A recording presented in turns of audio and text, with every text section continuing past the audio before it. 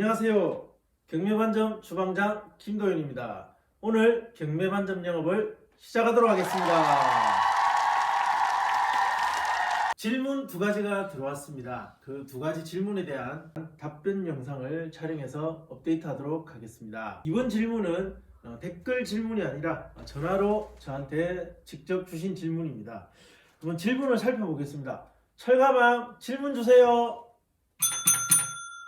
오늘도 우리 질문을 대답해 주시려고 철가방 정말 고생이 많습니다. 고맙습니다. 오늘 질문은 두 가지입니다. 첫 번째 질문입니다. 경매반점의 사장은 누구입니까? 철가방입니까? 주방장입니까? 재밌는 질문입니다. 우리 경매반점은 출연자는 2명인데 3명이서 진행을 하고 있습니다. 한 분이 더 있습니다. 우리 홀 서빙 담당하는 임원인데 그분이 사장님이십니다.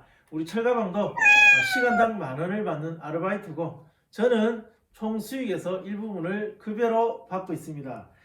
출연은 하지 않지만 뒤에서 촬영해 주시고 편집해 주시는 홀서빙 담당인 이모님 계신다. 자, 두 번째 질문입니다. 거제도 단독주택 경매물건이 하나 나왔습니다. 자, 사건 번호는 2021 타경 26,842호. 이 경매 사건에서 건물은 토지의 경계 밖으로 나가 있습니다. 이제 경계 밖으로 넘어가 있다는 것이죠. 자, 이 건물을 낙찰받으면 철거해야 하나요? 자, 이런 질문이 왔습니다.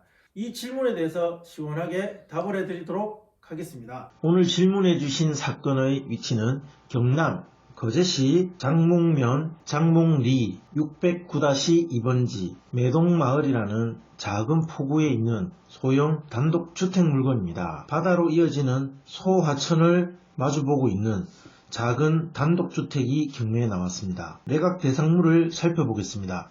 토지 58.08평, 그리고 주택 건물 25.05평, 그리고 주택 외에 제시외 건물이 2개가 있습니다. 좌측에 있는 창고 겸 화장실, 주택 뒤편에 있는 보일러실입니다. 면적은 보일러실이 3.63평이고 마당 좌측에 있는 창고 겸 화장실이 6.35평에 해당합니다. 위성사진으로 살펴본 본 경매물건의 모습입니다. 토지의 모양은 부정형으로 58.08평인데 여기서 중요한 건 건물이 토지의 경계선 밖으로 침범하고 있다는 것입니다. 좀 더 자세히 살펴보겠습니다. 오늘 질문해 주신 부분도 바로 이 부분에 대한 문제를 지적하고 어떻게 해결할 수 있는지에 대한 내용이었습니다.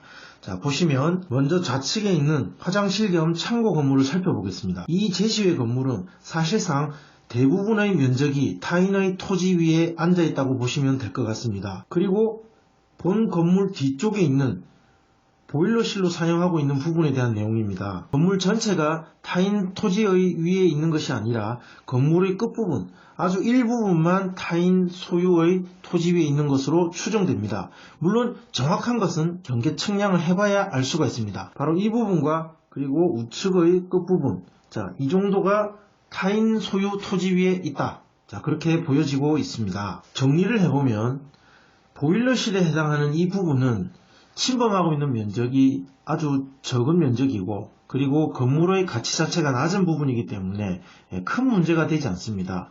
이웃 필지 소유자가 이 부분을 가지고 문제 삼는다면 일부분을 철거하거나 또는 보일러실 정도만 다시 만들면 되기 때문에 큰 문제가 없다라고 판단됩니다. 조금 더 큰 문제처럼 보이는 것이 바로 이 건물 앞부분에 있는 내용들입니다. 질문해 주신 분도 바로 이 부분이 우려가 되었기 때문에 저희 경매반점에 질문을 해 주신 거라고 생각합니다. 자, 그러나 저는 이 부분이 특별히 문제되지 않는다고 생각합니다. 문제는커녕 오히려 잘만 활용한다면 오히려 더 큰 장점이 되는 부분이라고 생각합니다. 지적도를 보시면 침범하고 있는 토지의 지목은 국어입니다. 그리고 소유자를 확인해 보니까 국가였습니다. 국가 소유의 토지 위를 침범하고 있는 것입니다. 건축물 대장을 확인해 본 결과 위반 건축물로 등재된 적은 없었습니다. 단독주택 부분에 해당하는 건물 외에 제시외 건물 2동이 있다는 것이 문제될 수는 있지만 시골 주택 중에 이 정도 제시외 건물이 없는 주택은 거의 없다고 보시면 됩니다. 질문하신 내용에 대해서 정리를 해보겠습니다. 실제 이 소하천은 바다로 연결되는 작은 하천입니다. 하천의 모양은 이러한 모양이고 이 하천 앞에 있는 국어는 도로로 사용되고 있었습니다. 도로로 사용되고 있는 국어를 일부 침범하여 보시듯이 이러한 면적을 마당과 창고의 부지로 사용하고 있었던 겁니다. 표시되는 이 부분이 실제 도로로 사용되고 나머지는 이 주택의 소유자가 마치 자기의 앞마당인 것처럼 오랫동안 국어를 점용하여 사용해온 것입니다. 이러한 상황은 보는 관점에 따라서 두 가지로 생각할 수 있습니다. 이 부분이 있기 때문에 이 물건의 큰 장점이 될 수도 있고 반대로 이 부분이 있기 때문에 이 물건의 큰 단점이 될 수도 있습니다. 장점은 자신의 땅이 아닌데 마치 자기 땅인 것처럼 무상으로 사용할 수 있는 장점이고 단점은 다음 건축 행위가 있을 때 이 땅을 마치 자기 땅인 것처럼 사용하거나 건축은 할 수 없다는 것입니다.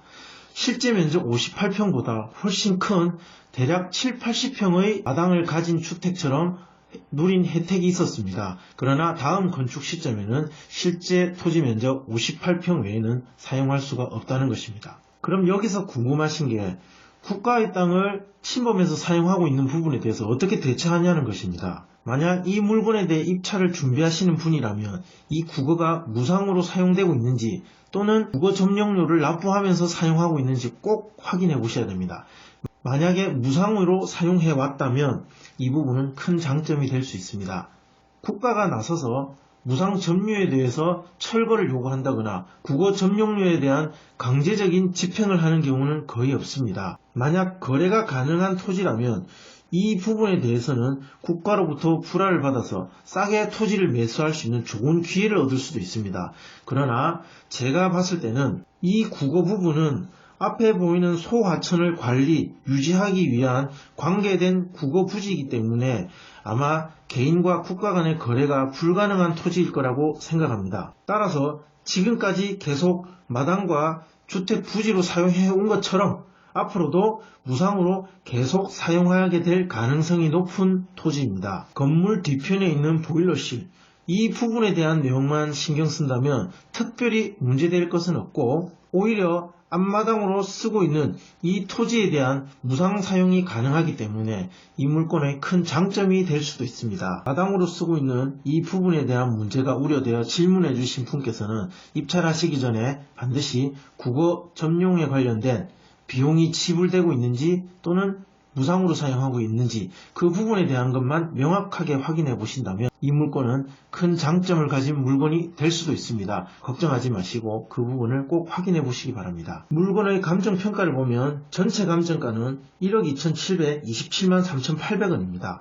토지 감정 5,721만 6천원, 건물의 감정 6,176만 8,800원입니다. 그리고 좌측에 있는 창고, 뒤에 있는 보일러실, 그 제시외 건물의 가격은 828만 9천원이었습니다. 감정가 1억 2,727만 3,800원, 2022년 12월 5일에 1차 매각을 진행했는데 유찰되었고, 자, 2차가 2023년 2월 13일 최저가 8,909만 2천원에 진행 예정에 있는 물건입니다.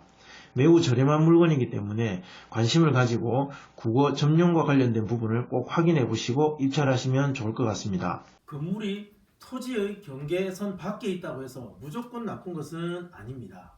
국어 점용료를 납부하지 않고 무상으로 만약 계속 쓸 수만 있다면, 그렇게만 할 수 있다면 이 물건은 오히려 더 좋은 물건이 될 수 있습니다. 그러므로 국어 점용료에 대한 확인만 명확하게 해보시고 입찰을 한다면 괜찮을 것 같습니다. 토지와 건물의 경계에 대해서는 어느 정도 궁금증이 해소되었다고 할 수 있겠습니다. 자, 그러면 여러분들이 진짜 궁금해하실 것이 또 있죠. 이 물건이 과연 감정가 1억 2,727만 3,800원에 해당하는 가치가 맞는지, 실제 현실 가치가 그게 맞는지에 대한 판단이 필요할 것 같아요. 그리고 그 판단을 기준으로 그럼 예상 낙찰가는 얼마일까? 어느 정도 금액을 써야지 이 물건을 소유권을 가져올 수 있을까? 자, 이 부분에 대단히 궁금해하실 것 같습니다. 만약 여러분들의 요청이 있다면 댓글이든 전화 질문이든 요청을 해주신다면 그 두 가지에 대한 분석을 통해서 별도로 영상을 제작해서 업데이트하도록 하겠습니다. 우리 채널 영상 댓글에 여러분들이 궁금하신 내용을 질문해 주시면 우리 철가방이 신속하게 제게 주문을 넣습니다. 그리고 이렇게 영상으로 답변을 제작해서 여러분들한테 신속하게 배달할 수 있도록 하겠습니다. 여러분들의 좋아요 그리고 구독 신청 그리고 그리고 알림 설정이 이 영상을 제작하는 저희들에게는 큰 힘이 됩니다. 다음 영상에서 만나겠습니다. 오늘 경매만점 영업을 종료하도록 하겠습니다. 안녕히 계세요.